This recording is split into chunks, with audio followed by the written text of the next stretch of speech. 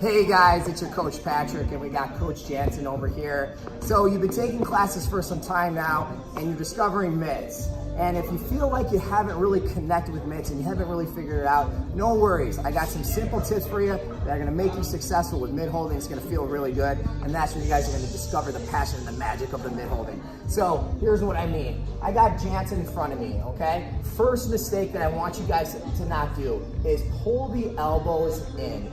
Meaning that as a boxer throws punches at me, I do not want to take these mitts out to the sides. Go ahead, throw a punch like this, and here. Reason being, when he throws that punch, we're going to put a lot of stress on the shoulder joint, and you don't want to do that. Bring your elbows in, set your back. That'll put your body in a position safely to receive a load. Again, one more time, properly, 1, 2. Good. Okay, that's tip 1. Tip 2 is simply just keeping your hand slightly bent. What I mean by that, as I put my hand into the mitt, I'm gonna go like that. So it's rounded, maybe like a cup.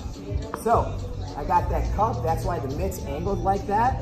I'm going to kind of play the drums with them. I'm gonna tap them, I'm gonna find a rhythm. Meaning that as he hits, go ahead, I don't drive through him.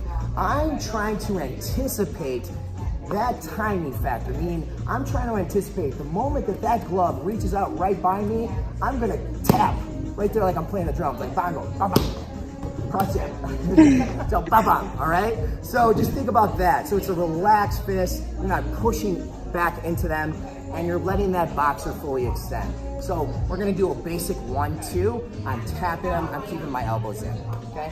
1, 2, okay? Boom, boom, 1, 2. 1, 2.